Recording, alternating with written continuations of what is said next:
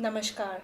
This is Harleen Baga reaching out from Soul Therapy, a center for counseling and emotional and mental health. I'm a multidisciplinary therapist as well as a counselor. Today we're going to be talking about the 4 stages of human belief development. This was originally coined by the famous psychologist Maurice Macy. What is the first stage? The first stage is from the age of 0 to 7, which is known as the imprinting stage. We've all heard about the statement that children at the age of 7 are like sponges, right? But we have misused that statement and taken it out of context and bombarded our children with so much of information, especially academic oriented. We send them for thousands of classes, Vedic math, mental math, reading, writing, music, and so on and so forth. We assume that at the age of 7, or rather until the age of 7, we can give them whatever we want and they are just going to keep absorbing it. While that is true, the statement was originally made in the context of belief development. This is really important because this is the foundation of who they become.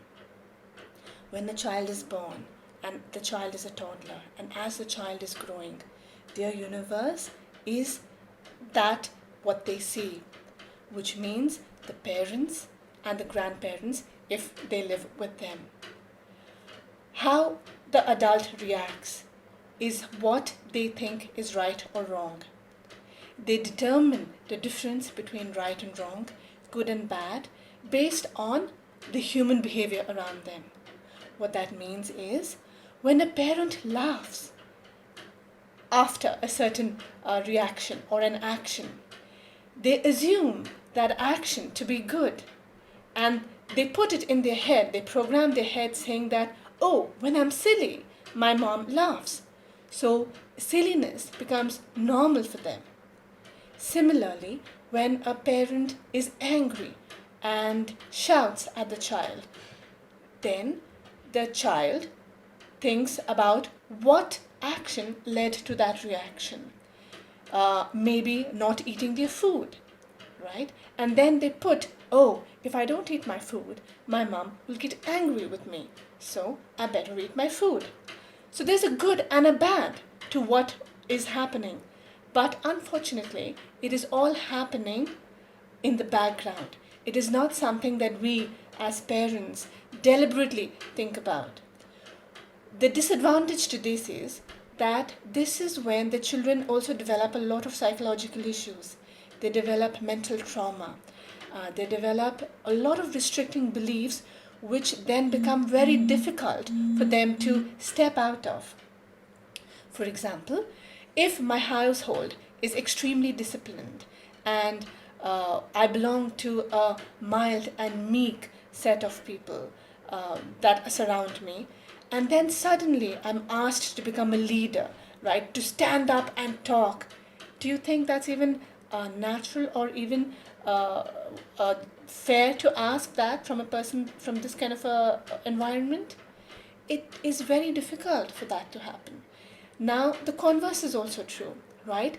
If I come from a household where the parent is always talking loudly and giving larger than life reactions, and suddenly in school my child is asked to be disciplined and being asked to be calm and composed, do you think it's going to be easy for the child to do that?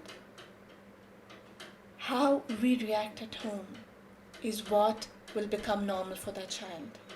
It is very, very important that we as their caregivers understand that. Our each and every reaction is a line of code that goes into their brain. And it is that line of code that determines the beliefs and their reactions in future. So it is critical for us to be balanced, right?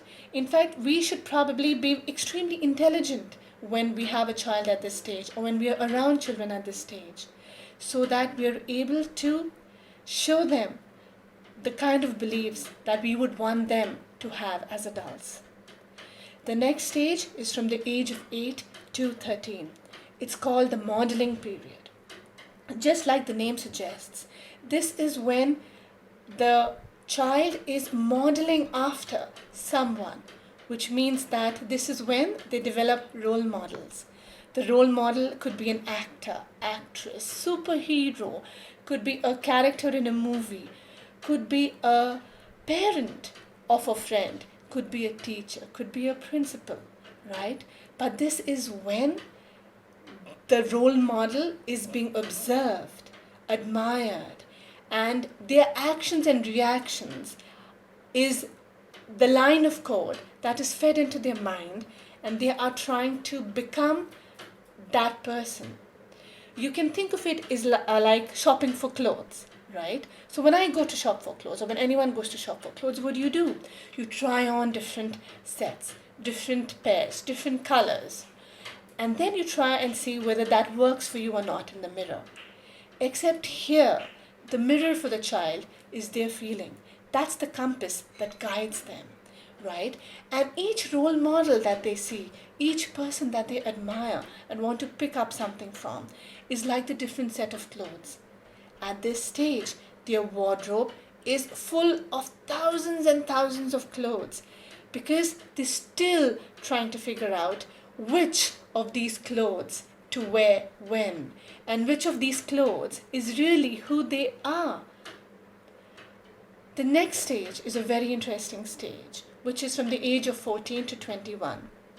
It's called the socialization phase. This is when the child tries to find themselves, right? Up until now, the belief system was given to them first by their parents, second by their environment and the people around them.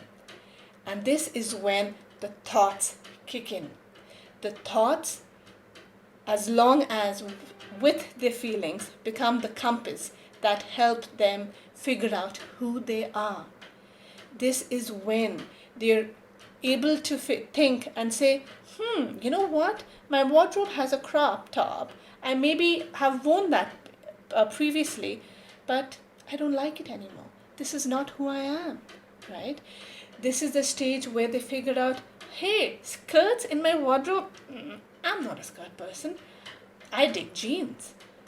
This is when they gravitate towards people who think like them, who dress like them, who believe in similar things like they believe in, who react and use a similar language like they do. This is why you see in schools and colleges, unfortunately, there is such a strong divide among the children at this stage, and there is so much of labeling that happens, which unfortunately sticks with the child and in them making the strong belief system as they become adults. We all are aware of that. The children get labeled as bullies. The academically oriented get labeled as nerds. The musicians get labeled as geeky musicians. They're the backbenchers. And then there are those set of people which unfortunately get labeled as doormats, which are the people who are made fun of, right? And the pattern, if you see, is the same. That no matter what the label is, no matter what the group is, the children gravitate towards people that are like-minded, which means that they are seeking validation, they are seeking security, they are seeking love and a sense of belonging, because they want to be relevant in that moment, relevant in the here and now for them. What do parents do at this stage? We react to their hormones. We forget that when they are lashing out, they are also trying to figure out who they are. We forget the kind of pressures they are going through and the validation that they are seeking. We become bigger than them. We put ourselves on this pedestal. The entire idea of this conversation was so that you realize what your child is going through at every stage, so that we are able to provide for them a secure environment, an environment where we are actually able to intelligently give to them the right value system which helps them become the adults we really want them to become. The next stage is what is called the actualization phase. After the age of 21, right up till death, is when, not all of us, I should tell you that, but it is when some of us grow out of this belief system of socialization phase, where we realize that this cult and the groupism that we believed in, the rigid rules that we believed in, to belong, to be a part of something, is unauthentic to who we are.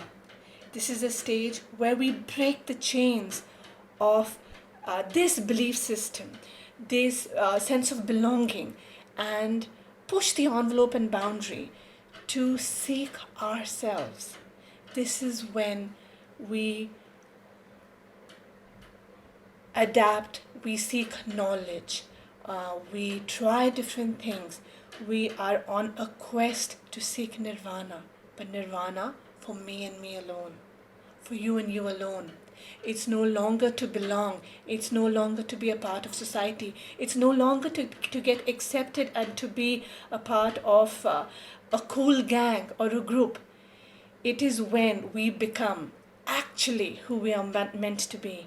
We unveil the potential, the way God really made us, right? That only happens when we're able to break free of the socialization phase. Unfortunately, in today's world, a lot of the adults are stuck in the socialization phase.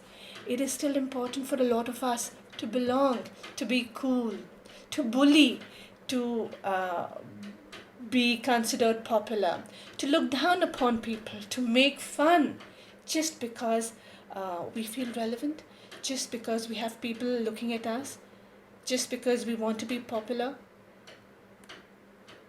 That is the end of the 4 development stages.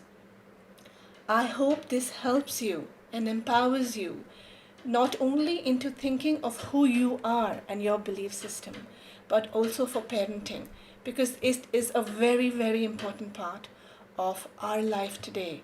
In our busy rut, we get busy running after work, job, money, community. We forget our biggest responsibility is the child that we have. Hoping this can benefit all of you and that we can make our next generation the best possible version of themselves. This is something that our world needs. Namaskar.